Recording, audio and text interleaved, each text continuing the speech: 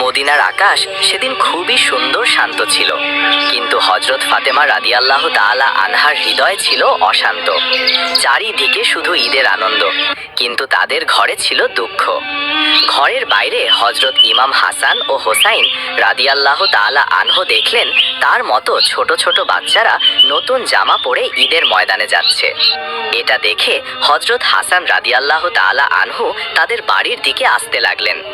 এদিকে হযরত ফাতেমা রাদিয়াল্লাহু তাআলা আনহা তার নিজ কক্ষে বসেছিলেন। মনে মনে ভাবতে লাগলেন, আজ তো ঈদের দিন, ইমাম হাসান হোসাইনের নতুন জামা নেই, তাদের কি জবাব দেব? এই চিন্তা করে মা ফাতেমার হৃদয় যেন কেঁদে উঠল। ঠিক এমন সময় হযরত হাসান রাদিয়াল্লাহু তাআলা আনহু ঘরের মধ্যে প্রবেশ করলেন এবং বললেন, আম্মাজান, সবাই নতুন জামা পরে ঈদের ময়দানে যাচ্ছে, আমাদের নতুন জামা কোথায়? তখন হযরত ফাতেমা রাদিয়াল্লাহু তাআলা আনহা বললেন, তোমরা গোসল করে এসো, তারপরে নতুন জামা পরে ঈদের ময়দানে যাবে। হযরত হাসান ও হোসাইন রাদিয়াল্লাহু তাআলা আনহু যখন গোসল করার জন্য চলে গেলেন, ওই সময় হযরত ফাতেমা রাদিয়াল্লাহু তাআলা আনহা 2 রাকাত সালাত আদায় করলেন এবং আল্লাহর কাছে দোয়া করে বললেন, ওগো আল্লাহ, তুমি গফুরুর রহিম, রহমান রহিম। আমার কলিজার টুকরা 2 সন্তানের দুঃখ আমি সইতে পারি না। আমি যদি আজ তাদের নতুন জামা দিতে না পারি, তাহলে তারা বলবে রাসূলের মেয়ে হয়ে মিথ্যা বলছে। দয়া করে মেহেরবানি করে আমার সম্মান রক্ষা করো।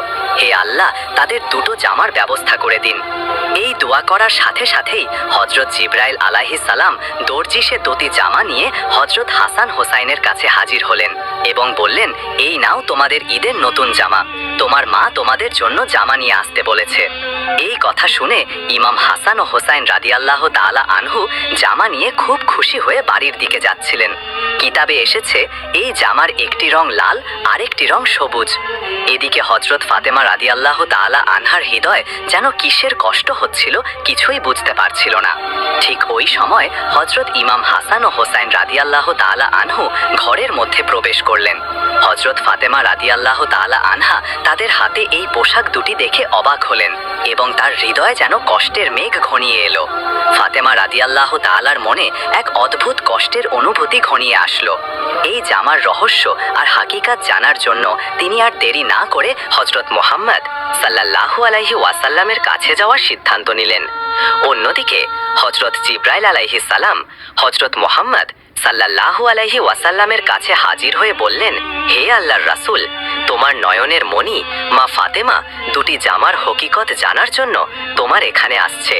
তুমি তাকে বলে দিও, এই 2টি জামা জান্নাত থেকে পাঠানো হয়েছে। এই জামা শুধু পোশাক নয়, বরং এটি তাদের ভবিষ্যতের প্রতীক। লাল রং তাদের রক্তের প্রতীক, আর সবুজ রং জান্নাতের প্রতীক। হাসান ও হোসাইনের জন্য যে ফজিলত আল্লাহ নির্ধারণ করেছেন, তারই ইঙ্গিত এই জামা। এই কথা বলার পর হযরত জিবরাইল আলাইহিস সালাম সেখান থেকে বিদায় নিলেন। ঠিক ওই সময় হযরত ফাতেমা রাদিয়াল্লাহু তাআলা আনহা ঘরের মধ্যে প্রবেশ করলেন।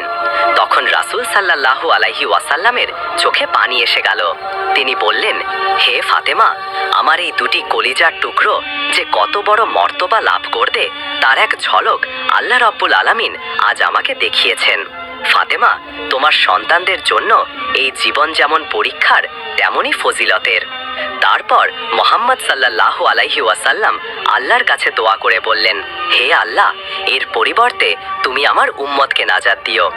এই কথা শুনে ফাতেমা রাদিয়াল্লাহু তাআলা আনহা চোখের পানি ধরে রাখতে পারলেন না এবং ভবিষ্যতের চিন্তায় ভারাক্রান্ত হয়ে উঠল। এইভাবে বছরের পর বছর অতিক্রম হতে লাগলো। ইমাম হাসান ও হোসাইন রাদিয়াল্লাহু তাআলা আনহু বড় হতে লাগলেন। একে একে